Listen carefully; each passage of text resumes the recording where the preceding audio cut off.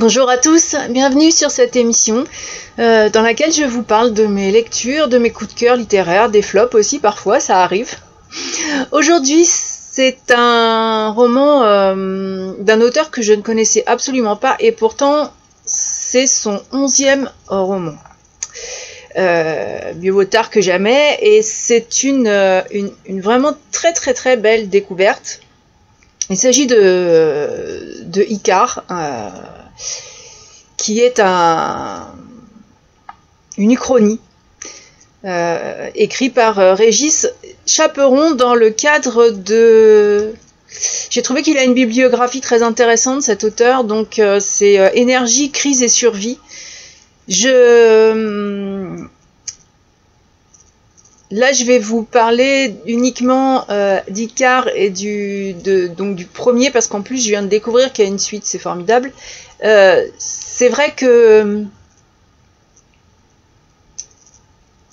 il y a vraiment des auteurs qui nous touchent, et qui peuvent nous toucher beaucoup plus qu'on ne le croit, qu'on ne le pense, parce qu'il y a d'abord l'immersion de la lecture, et puis ensuite il y a la découverte des réalités.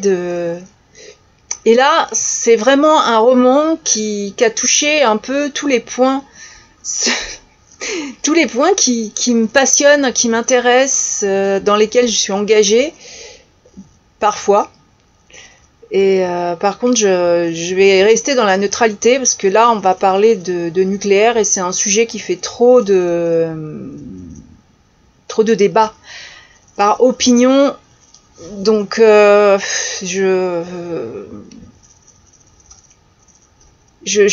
un débat dans lequel je ne rentre pas. Je vais vous expliquer tout simplement pourquoi. Parce que pour moi, si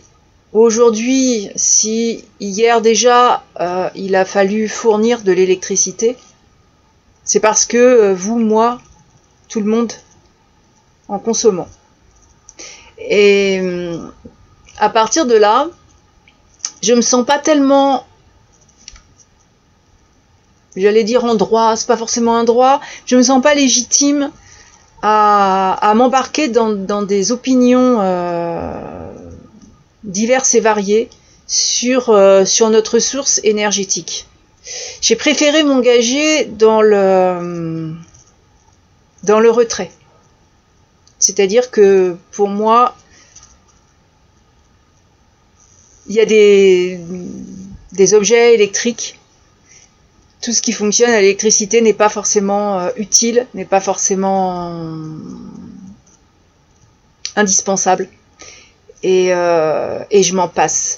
Donc c'est pour ça qu'effectivement là je vais vous raconter un roman qui pourrait devenir, c'est une uchronie, ça pourrait vraiment devenir réalité, et je voudrais éviter un débat stérile sur le roman. Voilà. Mais c'est un excellent roman qui m'a posé vraiment de nombreuses questions sur la fusion nucléaire. Ça, j'avoue, et vous pouvez vous accrocher, parce que c'est un page-turner qui vous embarque dans une catastrophe sans précédent, évidemment. Et c'est vrai que il s'étend sur une longue période. Et ce sont les personnages qui vont presque devenir des amis. Dans le roman, le 1er juillet 2037, c'est pas très loin, le projet international ITER a été une formidable aventure, et il va produire plus d'énergie qu'il n'en consomme grâce justement à la fusion nucléaire, dont la réaction est enfin stabilisée. Alors c'est expérimental, mais sa mise en place attire des journalistes, dont la très jeune Mathilda Lopez. Elle est là au rendez-vous. Bon, elle est un peu naïve, mais ces questions vont ouvrir justement beaucoup d'informations. Parce que moi, comme Mathilda, Ben, je n'y connaissais rien. Je connais toujours rien, cela dit. Mais j'ai découvert qu'ITER est en fait un projet qui est existant aujourd'hui en 2023. Et je suppose que l'auteur en a tiré son inspiration tellement c'est foudroyant de réalisme. Les résultats du programme scientifique d'ITER seront probablement décisifs pour ouvrir la voie aux centrales de fusion électrogène de demain. Donc aujourd'hui, là ça n'a rien à voir avec le roman, et c'est vrai que l'objectif principal d'ITER, dont il est question dans le roman, est de générer des plasmas en combustion, et donc d'en comprendre le comportement. Lorsqu'un gaz,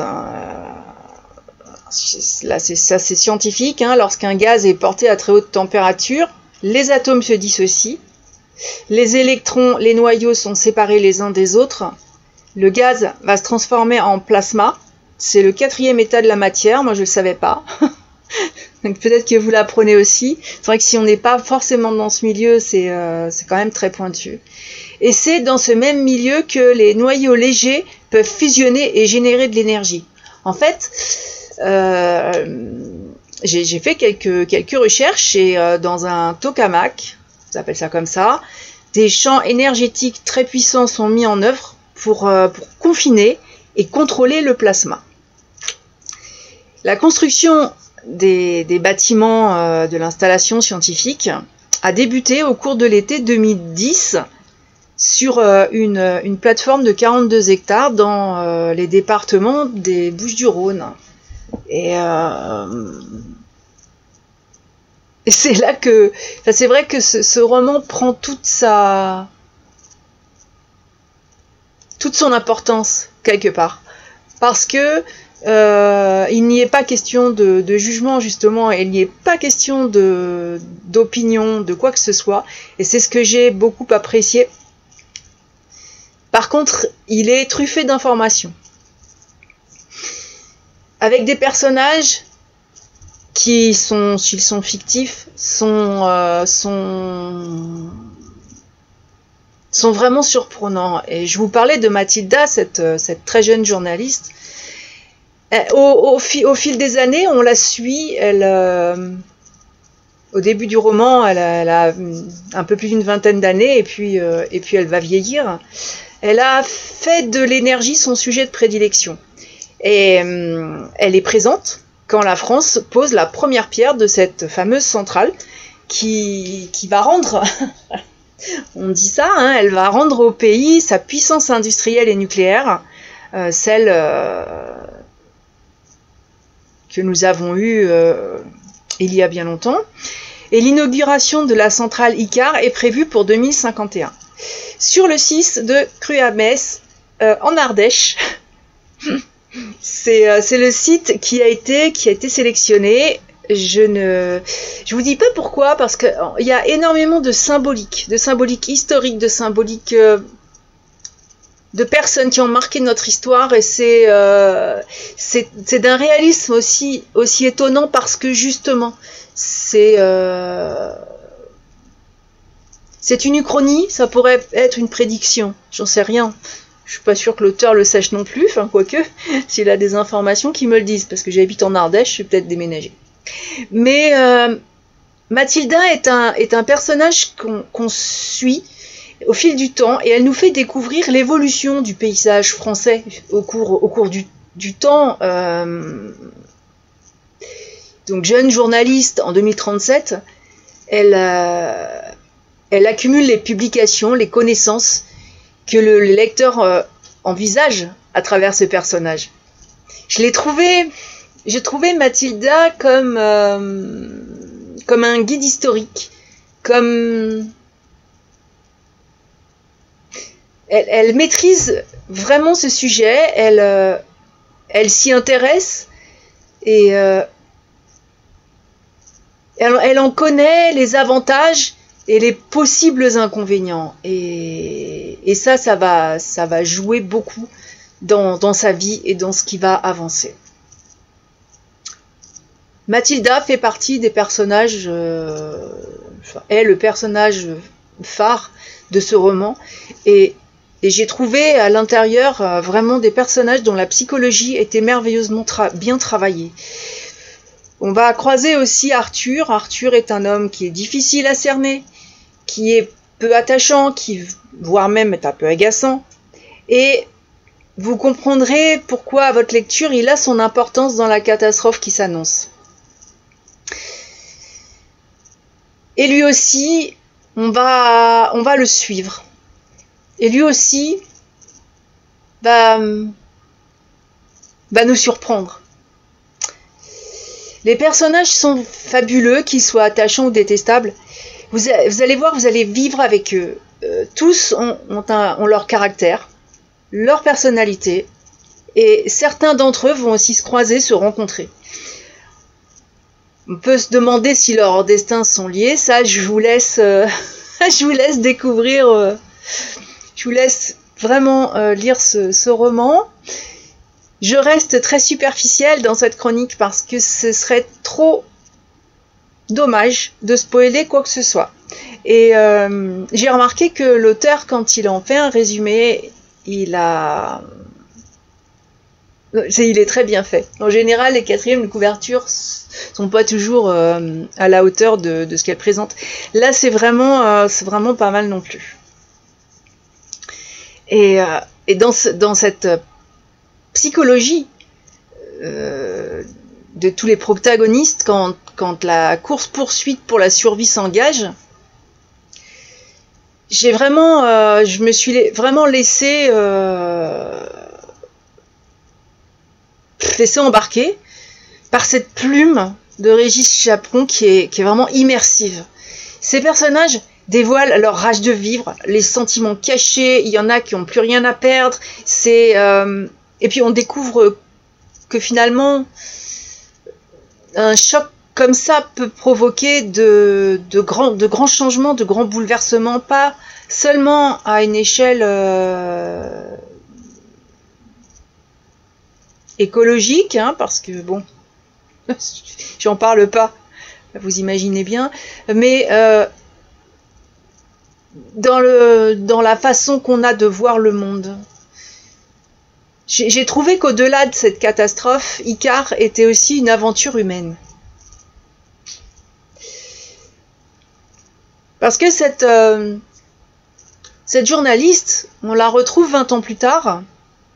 Enfin, on la suit. Et 20 ans plus tard, le 28 février 2057, la présidente de la République française inaugure Icare. Donc c'est vraiment le grand jour, le jour de sa mise en service. Et à ce moment de ma lecture, tous les détails, tout ce qui est exposé avant, ont pris une incroyable dimension. Pas un moment, je me suis dit que la mise en place était longue, parce que c'est riche en informations. Alors c'est vrai que j'y pense maintenant parce que j'en parle, mais il y a une mise, il y a 20 ans, je viens de le dire, 20 ans de mise en place, et ces 20 ans de mise en place sont... À ce moment-là, on se dit, mais oui, voilà. Et l'auteur a vraiment mis en place tous les ingrédients de la catastrophe annoncée. C'est assez spectaculaire. Je vais être très honnête, ce roman, je l'ai dévoré en quelques jours. J'arrivais pas à m'en sortir, c'était vraiment une lecture très addictive et actuellement, bon, je dois partir de bonne heure, donc je me lève très tôt pour lire, c'est mon plaisir du matin, je prends mon petit déjeuner en lisant et surtout en n'écoutant pas les nouvelles du monde. Alors s'il y avait une telle catastrophe, je ne serais pas au courant, mais mais la première partie, il y a vraiment il y a des tas de raisons que je pourrais vous donner de lire ce livre. Ce livre, je vais l'offrir d'ailleurs. Je vais l'offrir pour ouvrir un sujet de discussion qui n'a rien à voir avec le nucléaire, mais justement sur l'énergie, et comme la bibliothèque nomade de l'association et dont je fais partie des fondateurs, qui œuvrent depuis 2016, justement à l'observation de l'environnement, de la biodiversité, de beaucoup de choses. Et ben, ce roman, il a vraiment un grand intérêt pour moi. Et il en a certainement un pour vous. Je pense qu'il a un intérêt pour tout le monde. Que même ce soit par rapport à des opinions qu'on puisse avoir, par rapport à beaucoup de choses, et par rapport à un besoin d'information qu'on peut avoir sans se tartiner de la lecture scientifique ennuyeuse. Et là, effectivement, c'est un roman qui va rentrer dans la bibliothèque et qui va être... il y a quelqu'un à qui je voudrais vraiment l'offrir. Et cette première partie m'a passionnée sur un point de vue scientifique, mais aussi sur une symbolique historique qui va vous surprendre. Vous allez voir que l'auteur place vraiment les choses vraiment pas n'importe comment, et ça va vous surprendre autant que la course à l'énergie dans notre monde ultra connecté. Je participe aussi en enregistrant ce podcast, mais j'ai beaucoup appris sur les enjeux énergétiques et sur la fusion nucléaire. C'est vrai qu'il reste quand même un long chemin à parcourir avant de reproduire les processus qui se déroulent au cœur du soleil. Parce que c'est un peu ça. Vous allez voir, vous allez saisir le fonctionnement, même si on ne vous demande pas de refaire une thèse sur la fusion nucléaire. Moi, c'est quelque chose dont j'entendais parler. Je pensais pas qu'on en était... de toute façon, les phrases qui commencent par « je pense que », en général, c'est... Bon. Mais j'étais loin d'imaginer qu'on était déjà dedans. Et c'est plus proche vraiment que dans mon imagination. Pour moi, c'est quelque chose qui est innovant, qui peut avoir un réel intérêt. N'empêche que c'est un roman digne d'un film catastrophe. Alors, on en a eu à une époque, c'était les astéroïdes qui percutaient la Terre. On a un peu lâché le sujet. Il y a eu les éruptions volcaniques, il y a eu des films de tsunami, de tout ce qu'on veut. Et quand je parle de bons films, et ben là, c'est vraiment une lecture qui, pour moi, a pris beaucoup d'images et pouvait vraiment être un fabuleux film. Parce que la catastrophe qui s'ensuit, donc après ces 20 années de mise en place, là, vous allez voir que tout s'accélère. Et alors, mais je l'ai dit, ça se situe dans ma région, à quelques kilomètres de chez moi. Alors, c'est très curieux quand on lit ça, parce que les lieux sont évocateurs. Et je me suis dit, bon, au final, de toute façon, c'est pas très grave que j'écoute pas la radio le matin et que j'ai pas la télé à la maison. Je serai dans les premières victimes. Je serai informée, morte, brûlée, avant quoi que ce soit. Mais c'est vrai que c'est très surprenant, parce que si un tel désastre devait se produire dans l'avenir, il a été situé là, juste à côté de chez moi, et tous les lieux me parlent. Alors, c'est peut-être aussi encore plus immersif pour moi, mais je vous promets que, où que vous soyez, de toute façon, ça ne vous laissera pas indifférent, parce que c'est pas que ça ne concernera pas que l'Ardèche. Mais assez étrangement, moi je suis restée détachée des possibilités de survie, de la mienne. Pourquoi ? Parce que je viens de le dire, mais j'ai admiré la détermination de ceux qui faisaient des choix, les choix de fuir selon leur localisation, les moyens à leur disposition, leurs connaissances, et là effectivement, là je réalise que justement entre opinion et connaissance permet de une certaine forme de survivalisme. Alors c'est valable dans ce roman d'anticipation, c'est valable aussi dans notre vie de tous les jours. Dans ma philosophie de vie,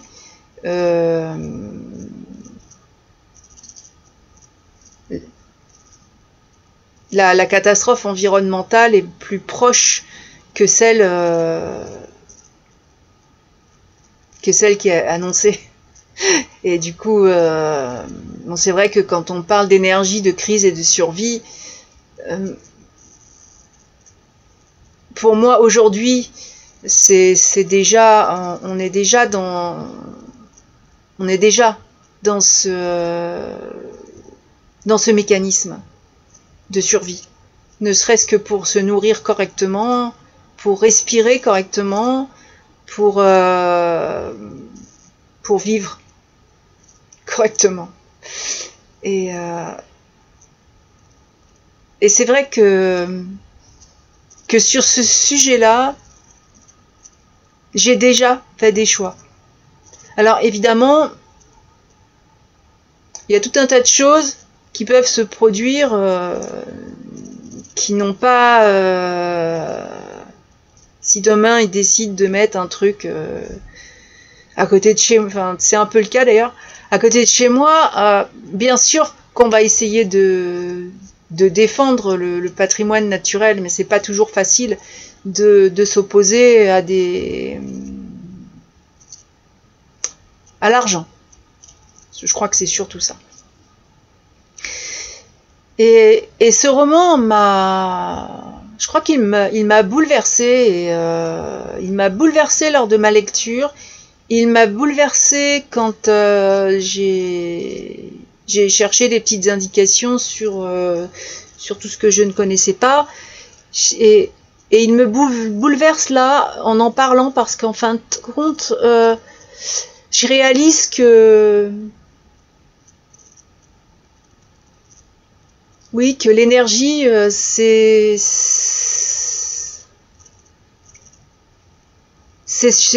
un gros débat actuel, que pour moi c'est un débat, pour moi c'est un faux débat, mais n'empêche que c'est un débat, et je continue à me poser quand même beaucoup de questions sur la nature humaine. Je sais pas si... Une fois j'ai eu une discussion avec quelqu'un qui m'a dit, mais tu sais, l'homme ira jusqu'au bout, il bousillera la planète et son habitat jusqu'au bout, enfin il n'y a rien qui fera reculer. Je l'avais trouvé un peu pessimiste, mais avec le temps, en regardant tout simplement autour de moi, j'ai le sentiment qu'il n'est pas forcément dans le faux. Et même si on a tous un impact, je crois qu'on peut aussi tous réduire cet impact. Et que c'est pour ça que je dis que l'énergie, la crise énergétique, c'est un faux débat. Parce que c'est vraiment une création de besoins. Et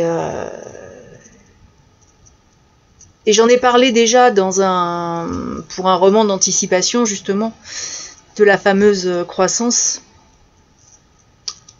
Ça ne peut pas durer. Et il y a un moment où ça s'éteint. Et il y a il y a des civilisations qui se sont déjà éteintes avant nous, et apparemment on se pose pas trop de questions dessus, mais ni des raisons. Mais il y a toujours que on ne pourra pas avoir toujours tout de suite à disposition. Et que aujourd'hui, là, c'est un roman qui est basé sur l'énergie électrique. Donc, mais on voit que l'électricité, c'est un problème, et pourtant, ça n'empêche pas l'homme de mettre en place de plus en plus de trucs qui fonctionnent à l'électricité. Et ça devient même très compliqué de de réduire son impact, même si on fait le choix de ne pas avoir une piscine chauffée, pas avoir de piscine du tout d'ailleurs, de ne pas avoir une voiture électrique, de ne pas...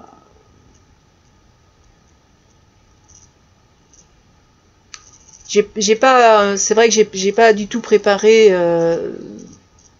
quoi que ce soit là-dessus, mais pas de chauffage électrique, parce qu'il y a beaucoup de solutions qui existent et qui ne sont absolument pas mises en place. Et si elles ne sont pas mises en place, c'est parce que ça ne rapporte pas d'argent aux personnes qui gouvernent, qui ont le monopole là-dessus. Et c'est bien dommage. C'est vrai que, et c'est plus mon cheminement sera plus... j'ai relevé une citation dans ce roman qui dit que l'homme avait joué avec le feu et Dieu ou l'univers punissait l'humanité tout entière pour son affront.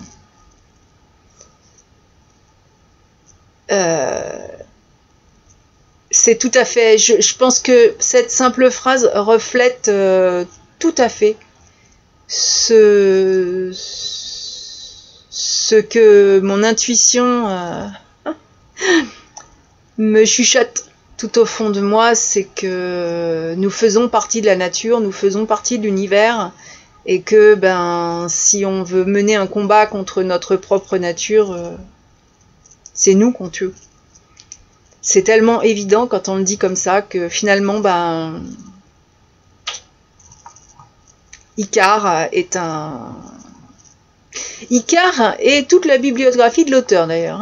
Je crois que je vais enchaîner sur un autre roman de Régis Chaperon que je remercie pour sa confiance. Je le remercie vraiment très sincèrement de m'avoir fait découvrir sa plume, de m'avoir fait découvrir Icare et du coup, par ce moyen-là, de me faire découvrir sa bibliographie. C'est, oui, ce sont tous les sujets qu'il aborde et qu'il développe sont des sujets qui me touchent, qui m'intéressent et desquels, justement, je trouve intéressant de parler dans un cadre d'anticipation, dans un cadre de lecture, dans un cadre de distraction, parce qu'on est moins enclin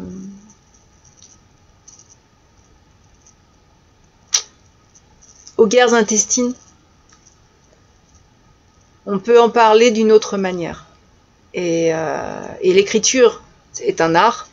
Je trouve que l'art est un fabuleux moyen d'expression et un fabuleux échange aussi. Alors, monsieur Régis Chaperon, merci beaucoup. C'est un auteur indépendant qui est plus jeune que moi, mais qui a écrit comme un exutoire. Pour lui, l'écriture était un confident, un auditoire invisible pour exprimer ses émotions, ses idées, ses révoltes ou ses raisonnements. Et c'est vrai que ça se ressent dans Icare très longtemps. Ses écrits, ses textes et ses nouvelles sont restés secrètes ou à l'attention de sa famille. Et c'est le confinement de la crise sanitaire de 2020 qui a tout changé. Eh bien, je dirais que si ça a pu, j'ai trouvé beaucoup de... Je trouve que la crise sanitaire a bousillé beaucoup de choses, mais si au moins elle a fait éclore quelque chose de beau et d'important, alors ça montre aussi que dans ce monde, rien n'est tout beau ou tout noir.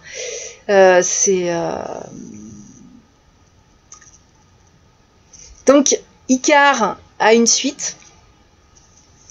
C'est l'auteur essaye d'attirer notre curiosité et donc il a sorti, là j'ai vu un autre roman. Je vais aller regarder de plus près parce que c'est vraiment très intéressant. Donc je remercie vraiment l'auteur et le site qui nous a mis en relation pour cette magnifique découverte et puis ce voyage littéraire qui va continuer pour moi en tout cas, et je l'espère qu'il va commencer pour vous. Alors peut-être que vous avez déjà lu un roman de cet auteur, peut-être que vous aurez envie d'en parler avec moi. On va bientôt réouvrir les groupes de lecture, alors n'hésitez pas à vous inscrire, à vous abonner tout simplement, et puis en attendant, je vous dis à la prochaine!